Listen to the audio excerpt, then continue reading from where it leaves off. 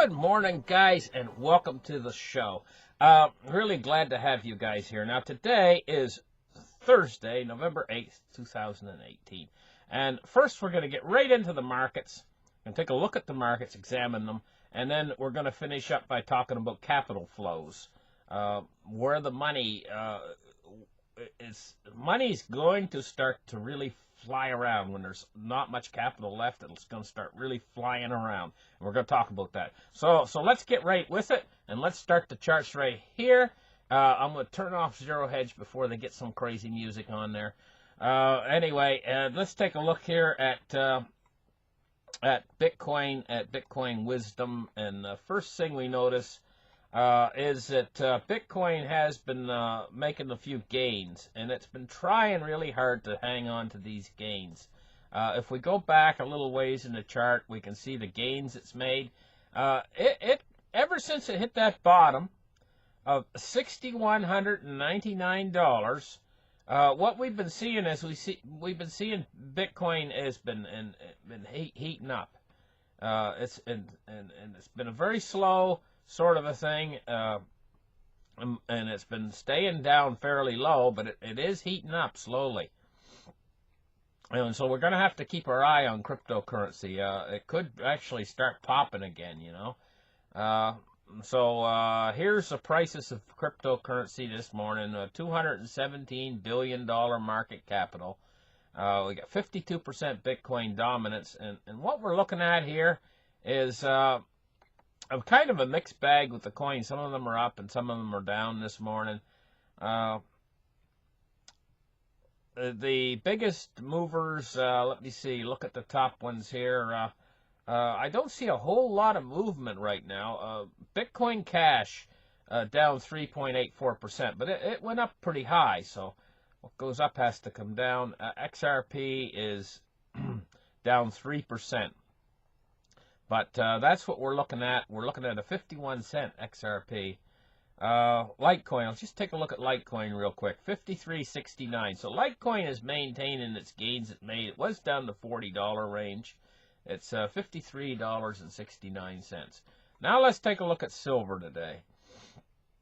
And what we're seeing is seeing quite a little bit of volatility in the silver market today. It's bouncing all over the place. It was down as low as let me see right here, under $14.30, about $14.32 or something like that.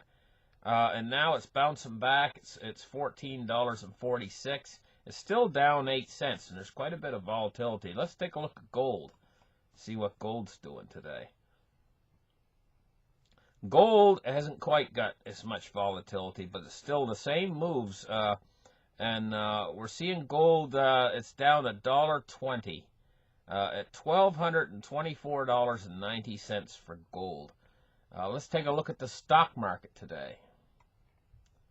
Now, the stock market today is down 21 points so far on the day. We've seen a significant rally there, and today she's down 21 points. Now, I was talking about this earlier, and I was saying that the stock market was going to rally. We're seeing the rally that I was talking about. I said it could possibly make new highs. This is the last big hurrah. We're in it right now for the stock market. As these bond yields slowly rise, and we're going to get to that, we're going to be looking at the next bust in the stock market. They're all going to think, when the next bust happens in the stock market, they're all going to think it's another correction like we had back in January and like we just had here on the 10th of what was it, on the, let's see, it dropped from the peak on the 2018 10th 3rd. So, and that little correction we just had, they're going to think that it's another one of those, and they're going to be a little bit blasé about it. They're going to be like, oh, it's just another one, you know, just another one, and then boom. Boom. It's going to take them all by surprise. Let's take a look here at crude oil. Crude oil is down 27 cents. Now, I'm going to tell you what. This is one thing right here, crude oil. for investors that can invest in crude oil, I can't invest in crude oil. Maybe I could, but it's not really my bag. I mean, I'm not really a rich guy or anything. So, but the thing about it is, for investors who can invest in crude oil, over the next few years, crude oil is going to turn out to be a really, really great investment. Is crude oil, because crude oil is one of these limited commodities on Earth, and the Earth uses a tremendous amount of it. And I know we are going to go into a recession, but the recession is going to be very, very short-lived. It's not going to last. There's some recessions, you know, that drag out and drag out and drag out for ages. You go into a recession, it drags out forever. But this recession is going to be one of the most short-lived recessions in the history of recessions. And then we're going to go into an economic boom period. An economic boom, you know? And so, anyway, let's move on to bonds and rates. We're looking at bond yields right now.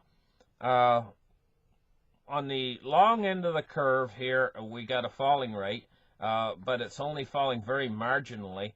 And we've got in the middle, all in the middle, we got rising bond yields. And on the short end of the curve, we got a falling rate, but it's only falling marginally. So the one that's risen the most is the 5-year. The 5-year is at 3.07%. Now we're looking at 3.217 on the U.S. 10-year. And that 10-year has been rising quite a bit. We're getting up close to the 3.25, you know, that where we need to be.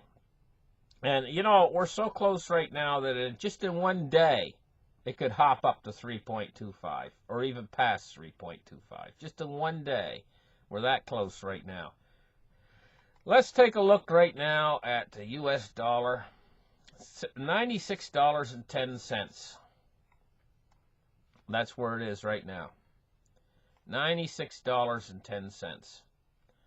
Okay, so we've covered the market. Now, let's talk about capital flows.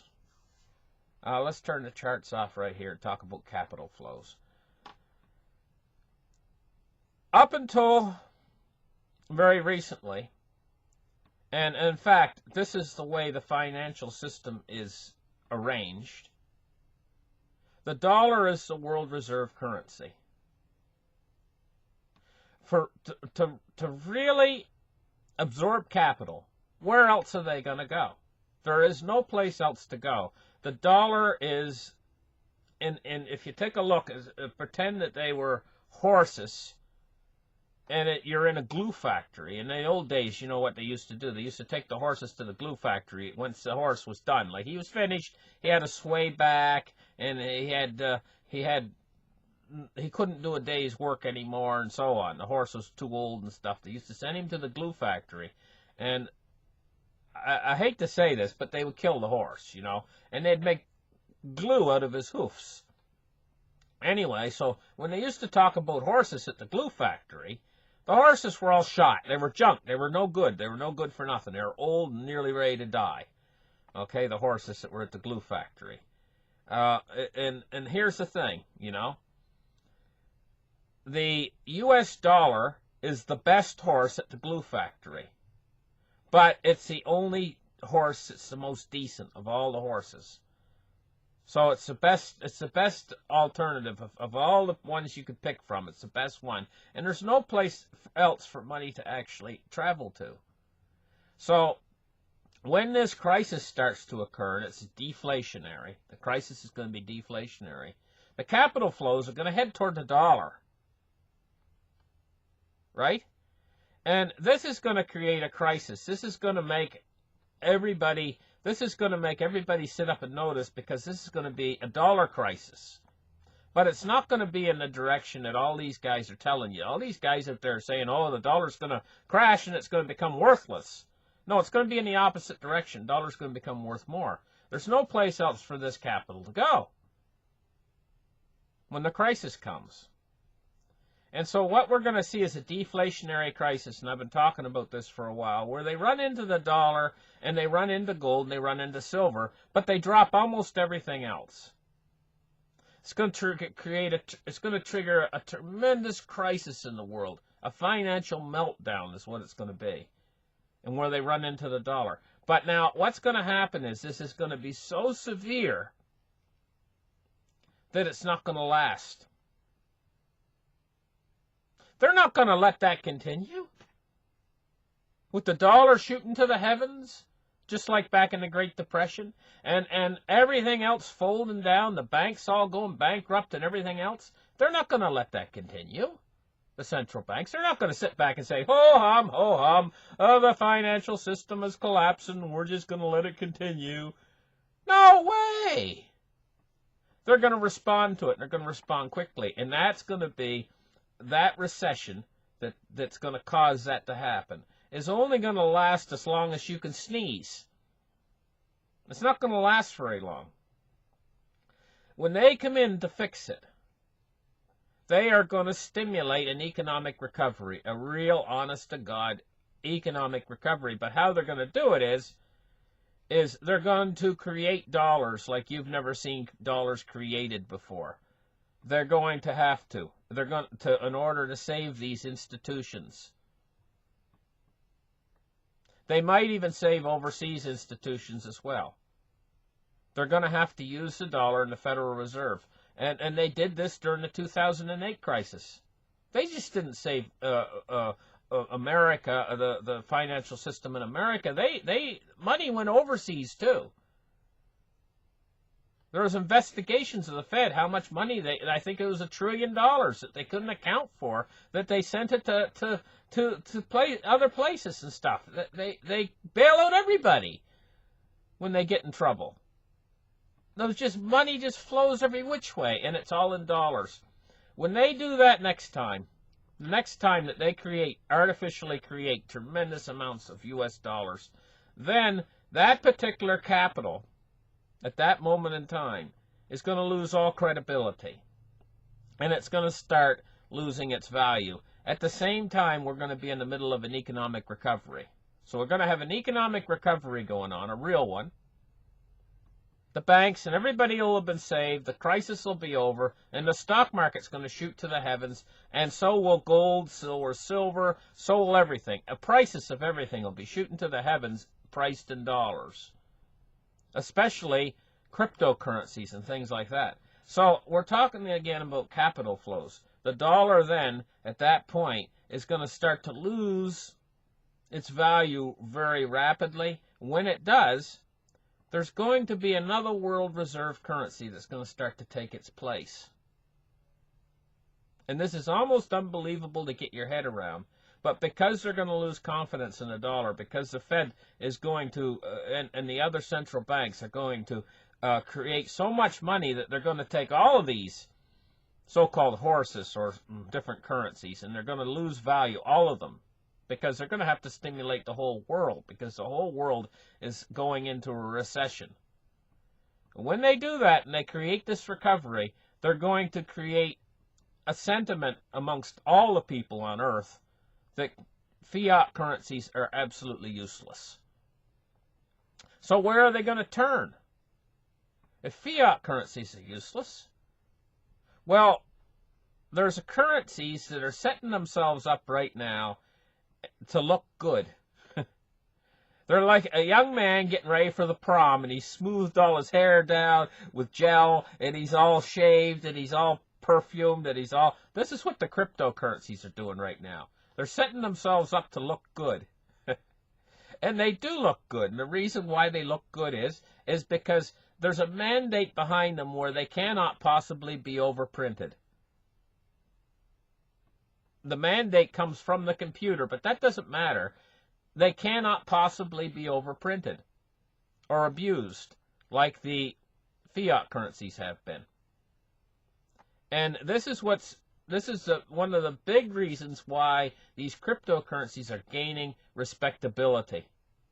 From nothing. They've gained what they have now from nothing. They were worth nothing a few years ago. Somebody sold 10,000 Bitcoins for a pizza. Now look at the value they have of selling 10,000 Bitcoins for a pizza. No way. I mean, now they're worth a lot of money. They've gained that respectability because of what they are. They're like the very moral young man who's cleaned himself all up for the prom, and he looks great. He comes into the parents, and the parents take one look at him and say, man, he's a respectable young man. Well, that's the way with these cryptocurrencies. They're gaining respect, whereas the fiat currencies are losing respect. And when this crisis comes and the fiat currencies get totally pump and dump by the Federal Reserve and the other crony central banks out there, then this respectability for cryptocurrencies is going to explode, and at the same time the price is going to start to go down on the fiat currencies, what you can buy with them. Well, it's going to create a scenario where everybody is going to hop on board. The whole world's going to start to hop on board to crypto. They're not going to go backwards. I hate to tell the guys that are hoping that gold's going to become a currency again. They're not going to go backwards to gold because gold is old-fashioned. You can't move gold. You can't use it as a payment system across the internet. And for a modern-day currency, I mean, they've already, the dollar is already used across the internet extensively right now. But so is cryptocurrencies. So they're going to switch over to cryptocurrencies. Gold is still going to remain and hold its position as a financial asset, a safe haven asset. It's still going to hold that position. And gold's going to move up in value extremely. Its value is going to go up extremely, especially priced in dollars. Same with silver. Anyway, I just needed to have that talk this morning, talk about that. Thank you guys for listening to this market report, and we'll catch you again very soon. Bye-bye, guys.